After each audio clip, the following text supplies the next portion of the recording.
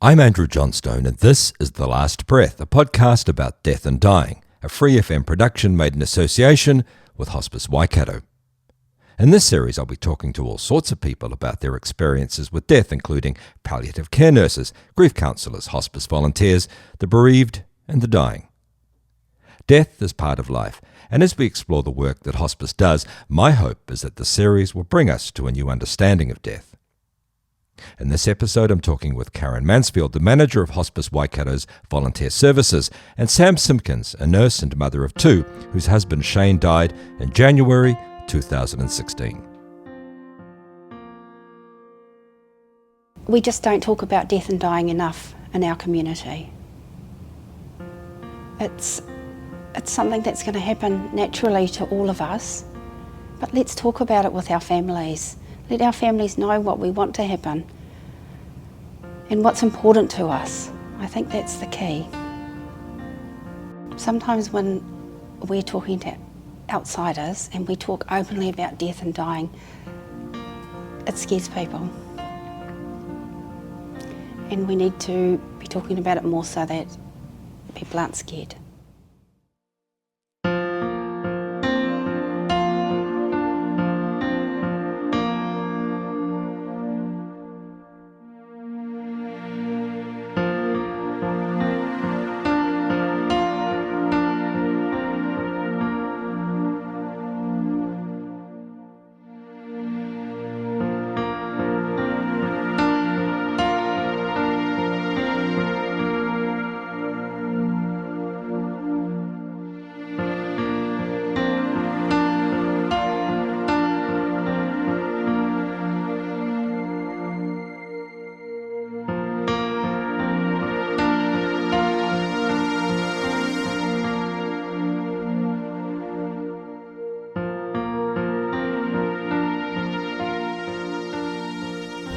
Kia ora koutou. My name is Sam Simpkins, and today I'm here to share our story, my story and my partner Shane's story of terminal diagnosis, living well with cancer, and then dying as an inpatient here at Hospice Waikato. So a little bit about us. So Shane was a really young, fit, happy, healthy dad of one and an amazing partner, working and volunteering as a rugby referee. And one day he started to have a couple of symptoms in regards to his vision, phoned me and said, something's not right with my eyes. And I said, just go book him with an optometrist, you'll be fine. But unfortunately he wasn't fine, and he actually ended up with a grand mal seizure that day in his workplace. We presented to hospital, had a brain scan, and they found a tumour the size of a golf ball on his occipital lobe. So we shifted very quickly into a space of uncertainty. I was also pregnant with our second daughter at that time. So through the transition of being joyful for the expectation of our new arrival of our daughter, we then had to deal with a potential diagnosis of something really dark and scary. We were a really young family. Our other daughter was 3 at that time, and our whole world just got turned upside down. So a couple of weeks later we had the diagnosis of GBM, so glioblastoma multiforme, and were told it was a terminal diagnosis. So there was treatment options to give Shane quality of life. However, we were told that he wouldn't be able to survive long term as well. That took us a lot to digest and accept as well, and actually we didn't accept that terminal diagnosis for quite some time. We were like, no, we're not going to be a number, we're an individual family. Shane was so young and fit, and he was like, no, I've got so much fight in me, I'm not going to accept that I'm going to die from GBM. So in actual fact, we put our heads in the sand. He had his brain surgeries, we did radiation all through Christmas, started chemotherapy and looked at complementary therapies as well. So we looked at the whole person. We thought, yes, we can take all the medical interventions, but we can also adjust some of our lifestyle as well. So we went all in. I continued to grow our beautiful daughter Maya, and then delivered her in the April. Shane was really sick at that time, actually, just due to the side effects from his chemotherapy, but he was able to be there for the delivery, which was exciting. So that brought us a real positive year to our family dynamic. It gave Shane real strength as well to keep going, particularly through those really challenging treatments and working through all the side effects. So for a period of months, actually, life was pretty good. We had our beautiful newborn daughter. I continued to study towards becoming a nurse. Shane was at home working at, becoming a really intuitive person. He researched and started to meditate. Our other daughter, Sophia, she continued to thrive at kindy, and life seemed pretty good. We knew that he had brain cancer, but life was really settled. Then we had a routine brain scan and met with the specialist, and we were told that he had a recurrence, same location, which is very typical of GBM. And we were told in that moment that we actually do need to consider a referral through to hospice.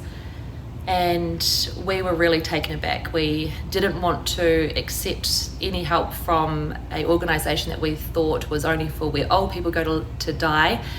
We didn't understand what hospice meant, and we just said no in that moment. We then went home and shed a lot of tears and thought, oh my goodness, like, how is this happening? We knew that he had another brain tumour, but Shane was actually thriving in that moment as well. He had very minimal symptoms. So we decided just to sit with the idea of having a referral to hospice. Maybe it was something that we could explore. And a few weeks later, we went back to the specialist and said, actually, yes, could you please refer us through, and we'll have a discussion with whoever it is at hospice and kind of figure out what the nuts and bolts of hospice life is. So we had a home visit, given a lot of information. It was information overload, and again, we thought, no, this is not for us. But they said because we'd been referred, they can just leave it there, and we can contact them at any time to kind of re-engage and see what that looks like for us. So again, a few weeks passed, and we thought, no, actually, I think we need to do this. More for reading through the paperwork, I saw that there was support for myself and the girls as well, and preparing for what life may look like if things started to unravel for us as well. So we contacted hospice and said, actually, sorry, we do want you to come into our world, and they came back and did another home visit. So we met with an amazing hospice nurse, and he went through the process with Shane about what hospice could do for us, and he gave us real hope. He said, you can thrive with hospice. We can provide you whatever support you need. We can walk alongside you, we can walk alongside myself and the girls, but we're guided by you, so we're not going to force anything upon you. And I love that they gave us that, I guess, autonomy to make our own choices, and not to feel like we had to do what they told us to do. And that was really refreshing, but also really comforting, because I was like, okay, cool, we've got a team that are there for us with our best interests.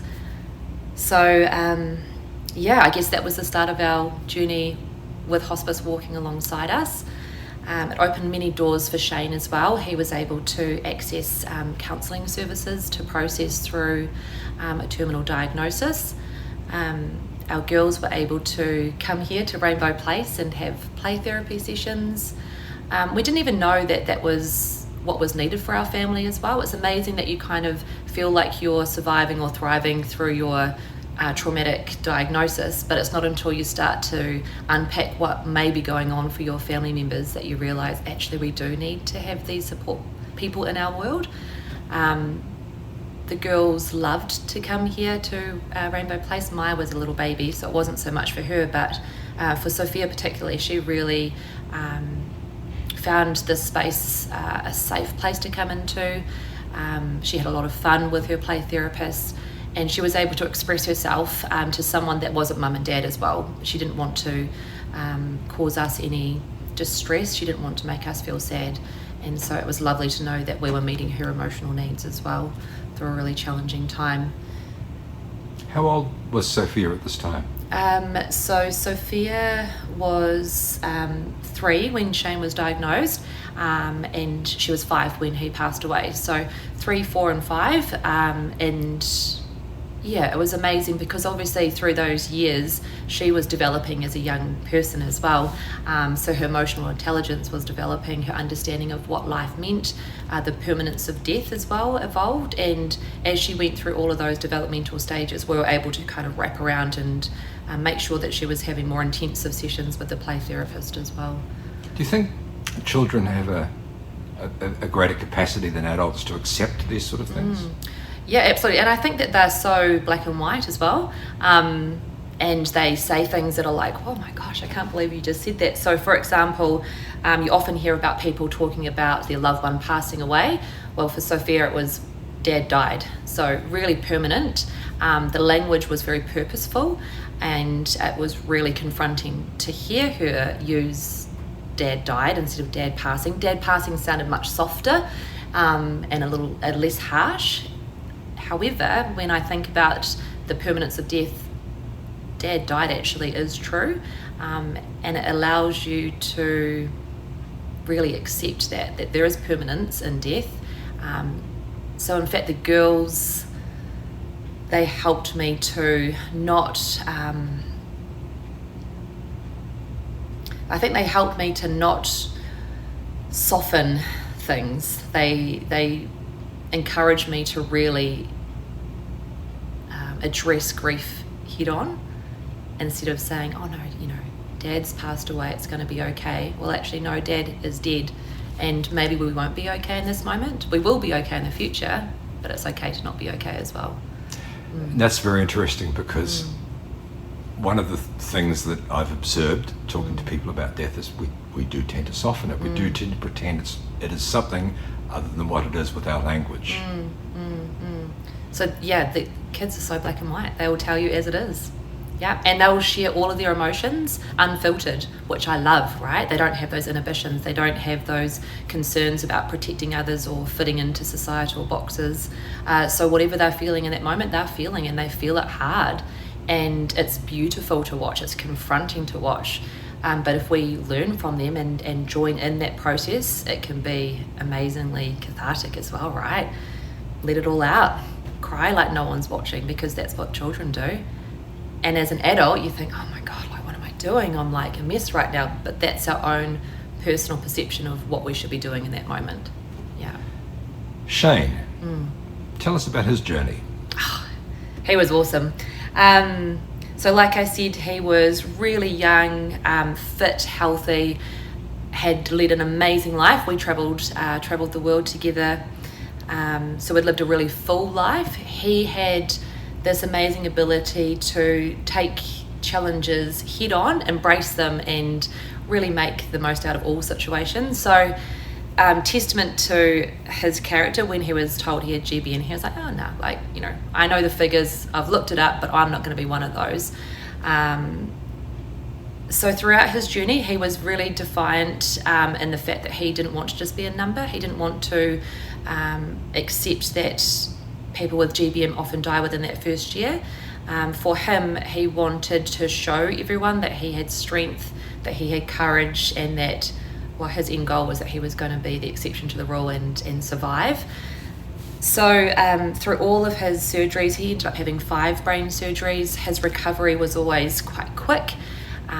He would always be very positive and optimistic, big smile on his face, even when he was in a lot of pain and really struggling. He brought a lot of joy to all the staff that were caring for him as well, because he had a great sense of humour. But definitely when he got to a place of realising that he wasn't going to survive, he was able to shift and move into a space of acceptance as well. And that was really hard for me to watch, because I wasn't ready to accept that he was going to die. And to see him transitioning into I know who I am, I know what I believe in, I know that I'm going to be okay and that you're going to be okay with the girls. And to hear him saying those words when I wasn't ready yet to accept death was really hard. But also I'm so grateful that he was in a place where he was okay. And to see someone that you love and care for so passionately, ready and accepting of the fact that they are going to pass away, challenged me, but also encouraged me to know that I would get to that place as well when I was ready. Yeah. So how did it go when you moved into hospice care? So that actually happened really suddenly. Are you talking about the inpatient unit? Yeah. So what had happened?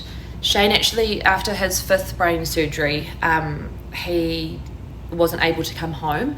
So he spent November, December up at the hospital. They just couldn't get on top of his pain and symptom management. So he stayed for quite some weeks up at the hospital. Christmas Day he came home, which was really important for our family, for the girls to have Dad home for Christmas Day. So he came home on day leave. And then about a week later they said, it's actually time for you to go home. They didn't use the words, it's time for you to go home to die. So we were actually blissfully unaware of the context of why he was being sent home. So a week after he'd been at home, we realised that things were kind of taking a turn. He wasn't able to take his medications, he wasn't able to keep things down, and he was just losing his ability to kind of function at home. So we contacted hospice, and they told us that there was a space in the inpatient unit when we needed it. And so we were transferred here. The hospice nurse made that all happen very seamlessly. Unfortunately, when we made the decision for Shane to come into the inpatient unit, in that transition period of moving from our home to hospice, he actually lost consciousness as well. And I think that was probably Shane knowing that he knew that he was going to be in the right place. He didn't want to pass away or die at home. He didn't want to die in hospital. He knew that he wanted to come here. And it was really nice to know that we were able to kind of make that happen. So when I arrived at the inpatient unit, I found Shane unresponsive, and that was really confronting. I was like, oh my gosh, it's actually happening. And I wasn't prepared for that in that moment.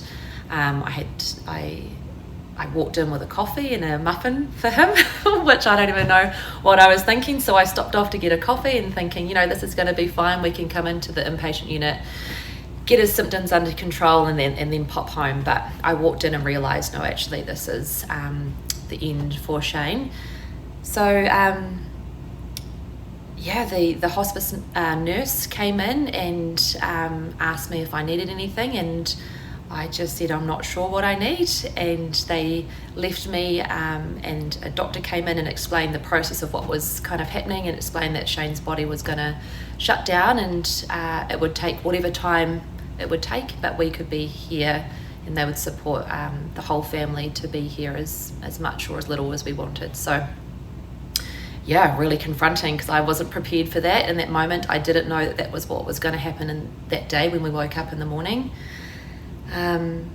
But I knew that Shane wanted us to be with him. I knew that his wishes were to be surrounded by his family, his friends, to have music, to make sure that everyone was given the time to be with Shane as well.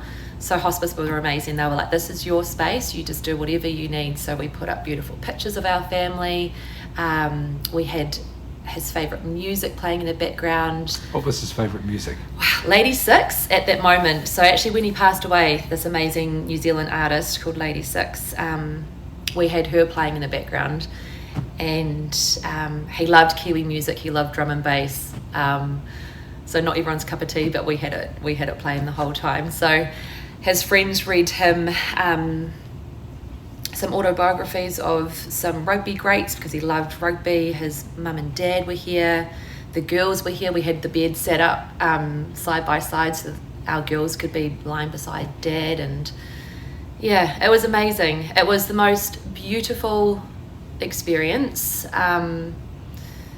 So hard, because I was like, I couldn't quite come to terms with the fact that this was us in that moment, that it was really happening, because we had such big aspirations of beating it. And then in that moment of Shane moving from our home in Dinsdale to here in Hillcrest, him losing consciousness me not being aware that that was what was going to happen next took me a couple of days to really kind of get my head around the idea of this is it, he is going to die, and then to watch his body slowly shut down. We took the drinks trolley every afternoon. All of us and all of our family and friends, we all sat around and we shared amazing stories. We knew that Shane could still hear.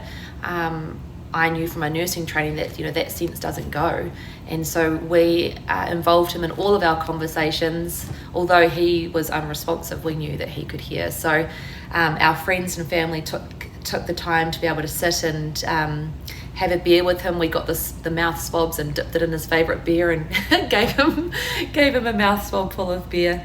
But holy smokes, like the ability to share in that space, to actually have some real moments of joy in an incredibly sad and confronting time was so beneficial. The ability to share that space with others as well.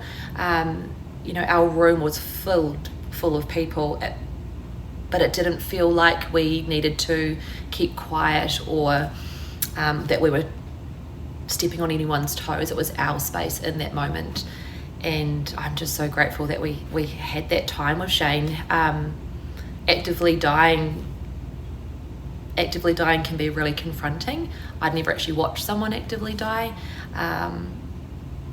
but the nursing team and the doctors, they allowed for him to die at peace. They were able to manage his symptoms beautifully so that he was never in pain. He didn't make any horrible noises. The girls didn't have to watch their dad die in a confronting way. He actually passed away so peacefully because of the care that the inpatient unit provided for him, and I'm so grateful because our lasting week with Shane doesn't have any awful memories for me. I knew that he was at peace, I knew that he was comfortable, I knew that he was surrounded by loved ones, and I knew that the girls could see that Dad was okay in that moment. And I think that not enough people know that that's what hospice does or can do for you as well, to give you that gift of seeing your loved one pass away peacefully.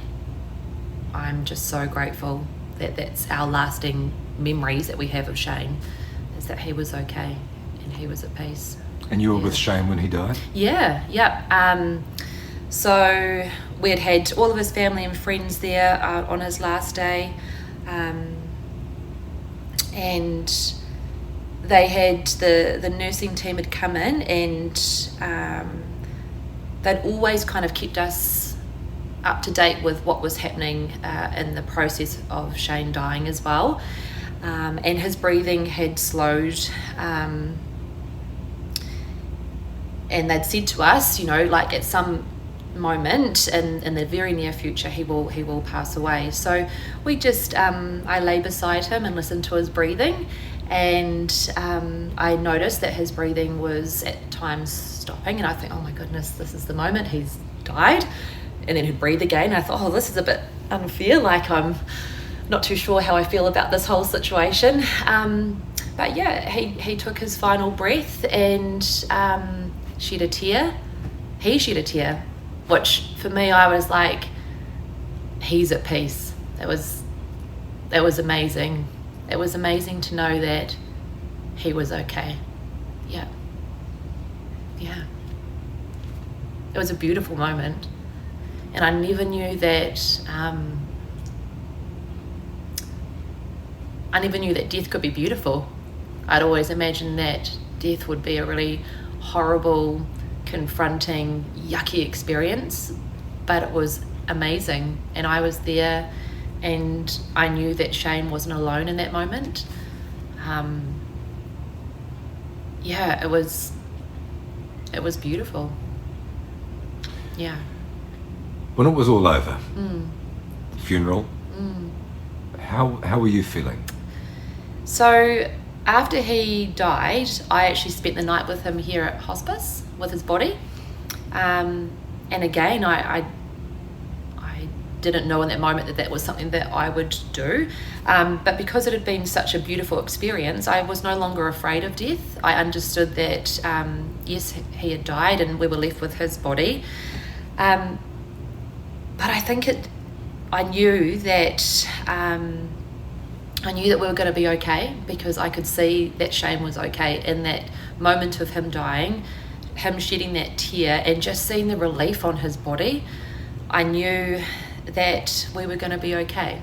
He was gone, but we were still going to be okay. So I spent the night with his body, and then his good friend stayed with us. We had dinner with Shane's body. I spent the night with his body, and then in the morning the undertakers came and we helped to pop him into the vehicle.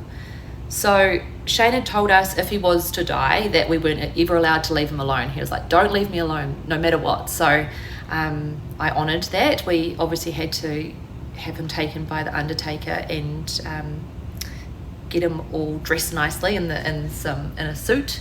But he wanted to be home as soon as we could. So we did the process as quick as we could, and we brought him home to his mum and dad, Sally and Barry's, and we had him in an open casket up until the day of his celebration of life, is what we called it. So again, that just continued that whole process of allowing everyone to really come to terms with the fact that he was gone. When you look at a dead body in a coffin, you cannot do anything but accept that that person is gone. And we've had so many friends and family thank us for allowing them to have that space to be able to say goodbye to Shane, to be able to see his body and to really sit with what that made them feel. The girls spent days decorating his coffin, and we again had all of his music playing. And so we had a celebration of life at the Arboretum just on the way out to Raglan, and it was a beautiful day. We had, of course, we had rain, we had sun, we had wind, and I think that was Shane saying one last goodbye to us all. And so then we got him cremated. So the days after that, he died just before his birthday, which was, we had the funeral the day before his birthday. So we actually turned it into more of a celebration. We wanted to do that particularly for the girls as well.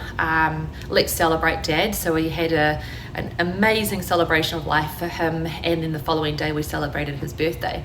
So we had cake and we shared stories about Dad. We sung him happy birthday. So it was actually a time of real joy as well. Every year to this day we still do a cake for Shane, we still sing him happy birthday, and it's all about celebrating the amazing life that he had. And I think when you shift away from just absorbing yourself in the sadness of someone dying and actually change that into celebrating their life, because he had an amazing life, he had a really rich, fulfilled life, he was an amazing person, we had an amazing life together. The girls had an amazing dad. There's so many amazing things to talk about, right? And if you speak from a place of joy when you're remembering someone, it evokes joyful memories. And yes, it's sad that they're not here in this moment to share in those memories. But I was very purposeful about making it, let's celebrate Dad, let's celebrate Shane, let's honour him, speak his name, talk and share the memories that we have for him, look at all the photos, look at all the videos, listen to his voice, because that's what he would have wanted us to do. Yeah. Low moments for you? Yeah. Big low moments. So in those initial weeks, I think it was, you are just... you're surviving because you have to. I had the girls as well, so I'm so grateful, as challenging as it was to have to care for two little ones in that moment of grief. So grateful that I had them, because I still had to get up. Each day I had to get them breakfast, so it gave me purpose as well. Hospice approached me a couple of weeks after Shana died, and offered me a spot on the grief course, and I thought, oh God, I don't think I need this. And a lovely lady that I'd been working with for some counselling, she said, I think you do need this. So I turned up, I said, okay, cool, that's all good, let's do this. Turned up to my first day at a grief course, having no idea what it looked like, and I connected instantly with the group because we were all in it together. We were all grieving someone that meant a lot to us. And so sharing our grief journey with others who understood exactly where you were coming from was so helpful. The grief course was so confronting because it forced us to say words or to express our feelings in that moment that were so confronting. The feeling of relief that someone had died because you knew that they were no longer in pain, and the guilt that you feel from saying those words. And guilt's such a negative, empty feeling, and it's really, really hard to work through. I knew that I was going to be okay the moment that I sat down and looked around the room and could see that it wasn't just me on this journey, that I knew I had other people of all different ages. I was the youngest, but there was definitely young people with me in the group, and there was some older people in the group. And it just makes you think, okay, actually death is going to impact on people at all different times in their life. But grief is individual, and the process is individual to you. No matter how you get through it, if you do get to the end of your grieving process, in whatever time frame that takes, it allows you to then thrive. And I was really motivated to make sure that we thrived, and I didn't want it to define us or to break us as a family unit. I had my girls, and I knew that I needed to continue to live life beyond our life with Shane as well. So yeah, the grief course was exhausting. I was working as a nurse, so I had to remember to take my nursing hat off and be present there in that moment as Sam. I used to go back to work in the afternoon after spending the mornings on the grief course, and I was just emotionally exhausted because it makes you feel all the feels, right? And you can't run away from them because you're in that space and that's what you're there for. So many tears were shed, many laughs were shared. And in fact, after the grief course program was completed, we continued to meet up for a few months after that as well, just to touch base to make sure that we were, as a group, doing okay, because you actually form a really strong connection with these people. They get you, they understand, they give you that space and security to share those really big feelings. Let's talk about, so the things that you were feeling. You spoke about guilt, which is understandable. Before the interview, we did talk about the fact that people who die suddenly is a different process to people who die slowly. You're in a different space. What other feelings was there anger? There definitely was anger, but I felt I was quite good at nipping that in the bud, because I didn't want to become a victim, or I didn't want to sit in that victim mentality of why me, why us, why has this happened, because it wasn't helpful to me at all. I think when I reflect back on a terminal diagnosis, is it gives you time, when you are diagnosed or told that you have a terminal diagnosis, it gives you time to work through that grief. And I think anger was the first thing that we felt at diagnosis. And so in reflection, I know that Shane and I talked through that anger together and with friends. And because of that, at the time of death and the months after Shane's death, I didn't really need to revisit that because I'd already processed that in that moment. I was always really motivated to not let this define me. I knew that it was going to shape me to be a better person, but I knew that if I held on to that anger, that would cause me to not be me.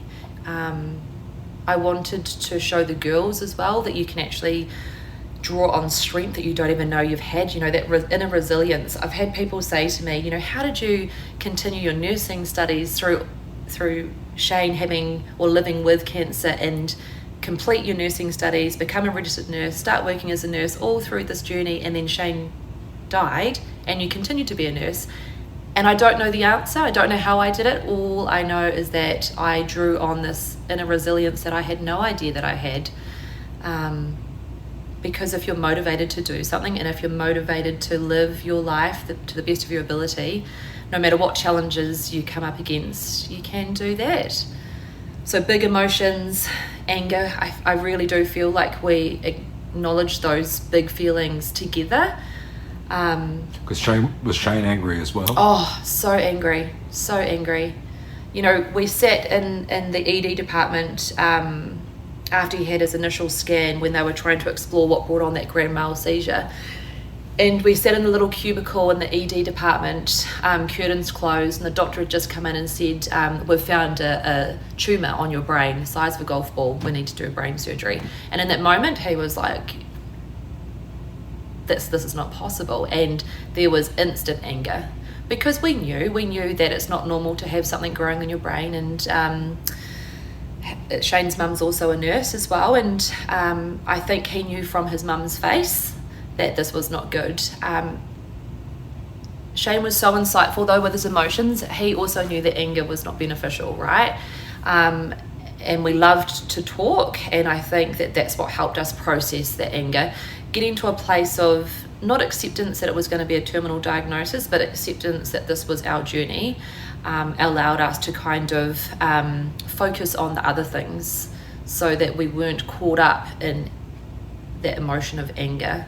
We still had to live our life. We still had to, well, we had a baby, expecting a baby in that moment, and we still had Sophia. So anger, it was there, but it wasn't the big feeling. I think for me in my journey, guilt was the biggest thing that I felt.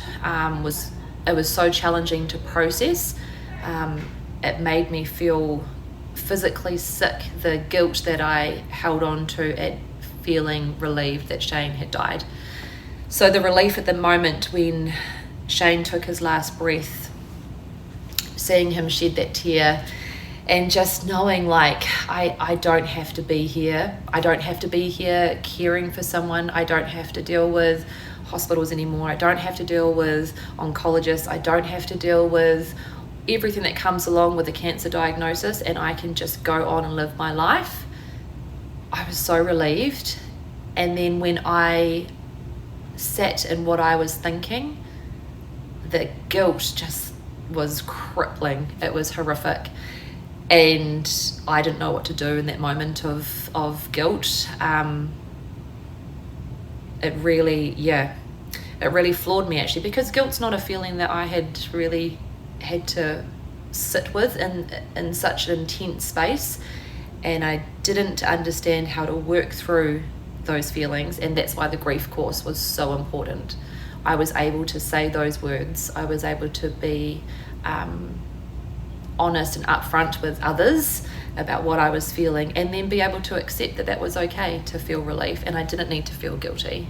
It was very valid that I felt that relief as Shane died. Happiness, I also felt happiness, right? I got to share my life with an amazing man, and I felt like I had won the lottery in my family. I had an amazing relationship. We had 2 beautiful daughters. We had a home. The joy that we had was amazing, and that was also part of my grief journey, to share the joy that we'd shared together. And I think that's probably what I went back to a lot, was knowing that we had something really amazing. And I was so grateful that I had that, even though it was a relatively short period of time in my lifetime. I know that people sometimes never get to experience the love that we had for each other and the joy that we had in life, and so I was just grateful that I had that moment. And I think when you look at things with that lens, you know that you're going to be okay. Life is okay. Yeah. What about the girls? How do they think about their dad now? They think their dad's amazing. Sophia was 5 when Shane died, so she's got some real tangible memories with her dad. She remembers obviously what he looked like, what he sounded like. Shane was so brave. He created some videos for the girls. So he has, we have a video message from Shane for both the girls. So on their birthdays we play Shane's message to them, which is amazing. So we get to see Shane looking quite healthy, hear his voice, watch his mannerisms, and he's speaking directly to the girls, which is so special. Sophia has lots of photos, lots of milestones she reached with her dad by her side. So she knows that her dad was amazing. She watched him go through all of his surgeries, all of his treatments, and she knew that he was fighting and fought really hard, and I think that she really admires him for that. She's now almost 14. And, you know, the hard part's been seeing Sophia evolve and grow into a young teen. As she has grown and developed her emotional intelligence, it's been hard for her to revisit those moments and for her to accept the fact that Dad did die when she was so young. And along the way, we've had to put in those supports so that she would be okay. It's the cruel part, I think, of death, is that as an adult we can process grief and get to a point where we can thrive. But for kids, as they grow and develop, they have to almost revisit those moments, and that saddens me to see them, you know, at different stages of their life have to kind of go back into that raw emotion. But they have to. It's so important that they do revisit that so that they continue to thrive and it doesn't stop them from being their best version of themselves. Maya was so little. She was 15 months when Shane died, and she's 10 now. She feels really ripped off and robbed of time with her dad. So she knows that he was amazing and that he loved her because we've told her. She obviously has fewer memories, less photos, but we do have some videos, and she loves them. To hear her dad's voice, to see her dad interacting with her when she was a little baby and toddler. So for Maya, I think it's quite different. She's had to sit with those big feelings. Anger's been a big one for her, and as she's grown and developed in her emotional intelligence as well, it's been really awesome to watch her have the courage to work through what those emotions are. It's been really challenging as a mum to see her feeling these things that I wish she didn't have to feel. But again, I've said to the girls, you know, this is our world. We can't change it. We can't put our heads in the sand. We've got to move forward with our life. And I think being really particular about the wording, moving forward, not moving on, because Shane continues with us. He's just not here. But we honour his memory. He's still a part of our everyday conversations. So allowing the girls to know that we're moving forward with our life, just like their dad would have wanted. We're not forgetting Dad. He's always a part of our world. I think it's been quite comforting for them. And they're all tools that we were taught here working alongside Rainbow Place, and then the grief course and the individual counselling as well. Yeah. Let's talk what ifs just for a second, because what ifs are a bit pointless.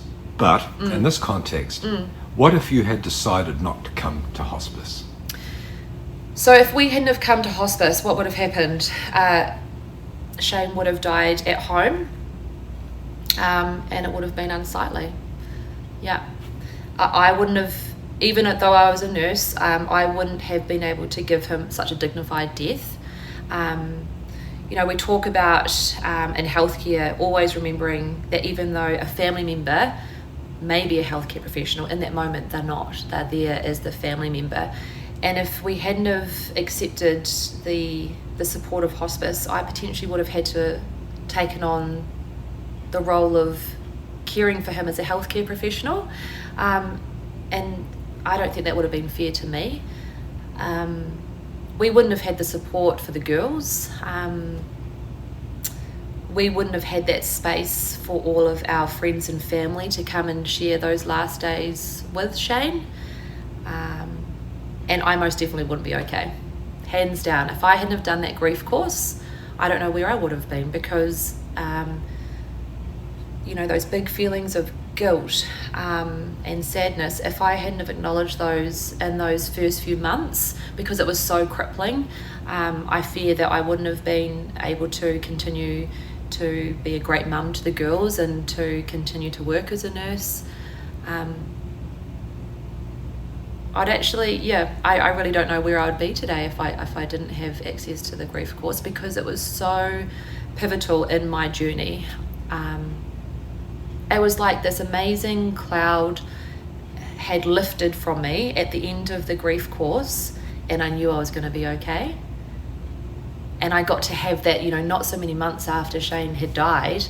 And if I don't know what that timeline would have looked like. I don't know if it would have been years before I got to a place where I was okay.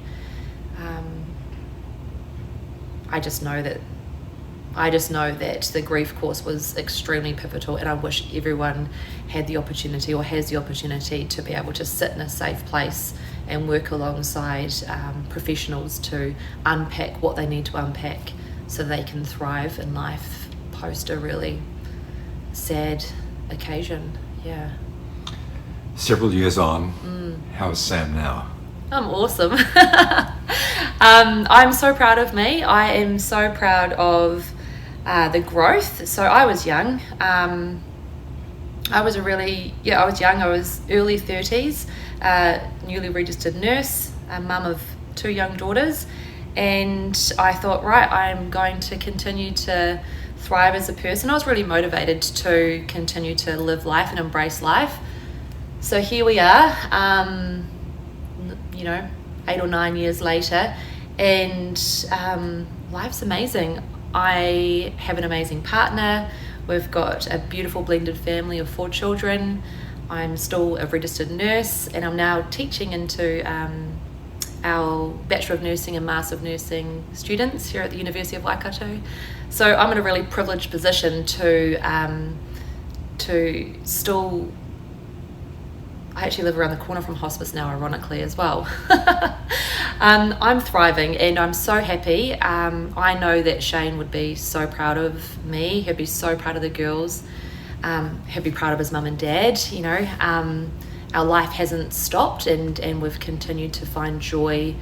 We've continued to have purpose. And we've continued to thrive as a family. Yeah. I'd like to finish on one question. When your own time comes, when your own death, when you're facing your own death, what has this taught you? How will you approach that time? That's a big question, hey? I think I would look upon how Shane faced a terminal diagnosis. I think the important part that he taught me was the moment of acceptance. I would hope that I would be able to get to that place, because I saw the peace that gave him. Being able to accept our mortality and being okay with our own belief systems, I think, is really important. I would hope that I would be able to be given the opportunity to die with dignity.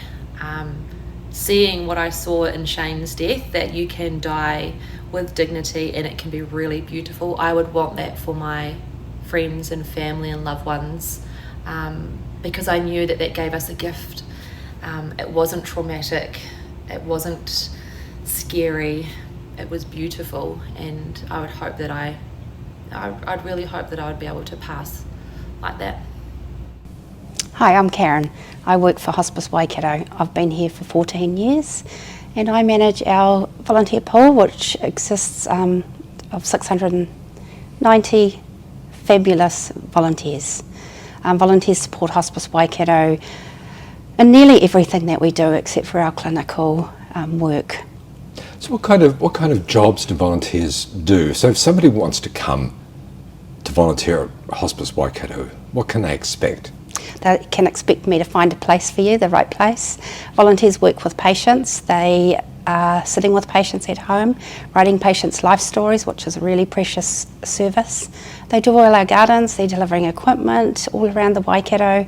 They're working in our hospice shops. They're helping with admin in our kitchen. They're working with our Rainbow Place children, hairdressers, beauty therapists. They work across 26 different disciplines. And we shouldn't forget the drinks trolley. Oh, and that all-important drinks trolley, which runs in our inpatient unit. Such a special service that families often talk about. A sense of normality for a lot of them, just to have a drink at the end of the day. Can I quickly ask you, Karen, about the hospice shops, because they're in every town in the Waikato, aren't they? Nearly in every town. We've got 9 hospice shops, 3 in Hamilton, Cambridge, Te Awamutu, Matamata, Morrinsville and Thames. And our hospice shops are our major funders. Our hospice shops are bringing in $5.2 million every year, mainly supported by volunteers who do an amazing job. They're so busy, and we think they're the best shops in New Zealand. Now, Karen, you came from the financial sector, didn't you? I did. Prior to coming to hospice, I was a financial controller in Auckland, and I'd been doing that for 20 years and needed a change, and I was looking for the right job, a job that involved people, and I'm exactly where I need to be, at Hospice Waikato. Is this the job that you were born to do? It is, absolutely. I love it. I still love every day after 14 years, as I did the first day. It has made my life better. It's made me a better person. I work with such an amazing team. Each and every one of them are so passionate about helping people to live every moment. In what ways has it made you a better person? I see the good in our community. I see families doing good things for their unwell person. I see love, I see kindness, I see volunteers building companionship and having better lives for giving back to the community, and seeing success in their jobs, their day-to-day jobs, and not take each day for granted, because you never know what might be coming tomorrow. What's some of the interesting stories from your time at hospice? Hospice is about helping our patients live every moment. I can recall a middle-aged chap had been admitted to our inpatient unit. His wife was staying with him. He spoke fondly about his daughter's wedding, which was up and coming in 2 months, and he spoke sadly about the fact that he knew he wouldn't be attending that wedding. So as a team, we came up with an idea. How about we bring the wedding forward and bring the wedding to him? We spoke to the family. They thought it was a fantastic idea, so we started things in motion. We found a photographer, a wedding cake, flowers, music, nibbles, wine. We decorated our remembrance garden with fairy lights. It looked beautiful. The bride looked even more beautiful on the day. Our patient was unable to get out of bed, so we were able to wheel his bed out into the remembrance garden to allow him to be part of that ceremony. They had a wonderful afternoon, memory making, enjoying each other's company, and he died that night. I remember one other story. This was an 89-year-old chap who lived rurally, and I received a phone call from one of our nurses saying, I've got a patient who is very keen to have a ride in a Yak 52. What is the Yak 52? Well, that's exactly what I thought. So good old Dr. Google, and I found out that it was a Russian warplane. So I thought to myself, well, I don't think I'll be able to find a Russian warplane in good old Hamilton. You're talking about a World War II aeroplane, aren't you? Absolutely. Yeah. So you don't know until you try, so I just put the word out there to all the airfields, and there was a chap in Te Kowhai who had a Yak 52. You're kidding. I'm not. It was unbelievable. So when I discussed with this man that owned the plane our patient's story, and his bucket list wish was to ride in a Yak 52, this man didn't hesitate and offered his pilot services and his plane to take our patient for a ride. It was quite tricky getting an 89-year-old man up on the plane and then in the plane, but it was amazing. They flew out to Raglan, they did their air loops, and that man, to this day, I can still picture the smile on his face when he finished. It's not always about big, major dreams either. It could be finding a lost child, or we reconnected a patient with his father. He had never met his father, but we were able to track his father down, and they built a nice relationship before our patient died. It could be a date night, is something really special for a young couple, a movie night, trip to the zoo. Karen, if somebody wants to come to you to be at hospice, what do they do? They can give me a call, 0800 Hospice. So what's your surname? Mansfield, Karen Mansfield. 0800 Hospice? 0800 Hospice. They can turn up at Hospice on Cobham Drive. They can email me, karen@hospicewaikato.org.nz. And you'll talk to them, gauge their personality, and find the right job for them. I will. And what kind of jobs? So you've got people that go out and collect stuff for the hospice shops? Yes, absolutely. So there's lots of retail workers behind the scenes, linen people, bric-a-brac people, donations, sorting goods, truck collecting from the community. And then there's the guys and women that take the beds and other equipment to homes? Yes, absolutely, delivering electric beds, chairs, commodes, etc. And gardeners? Gardeners, they're very important. We love to have a nice garden for when our patients are driving up the drive. Not only does everything look great, the place is not clinical, it's alive. That's right. It's alive with people. Yep. And in every single room, even the most insignificant spots, everything is considered and thoughtful and makes you feel like you belong here, and it's welcoming. Well, we're about living every moment. It's not doom and gloom, there's happiness, there is sadness, but we want people to make the most of the time that they have left. Karen, before we finish, I think you've probably already said it, but let's reiterate it. What have you learnt about life from your 14 years at Hospice Waikato? I've learnt not to sweat the small stuff. I've learnt that everybody has a value in our society. I've learnt to love.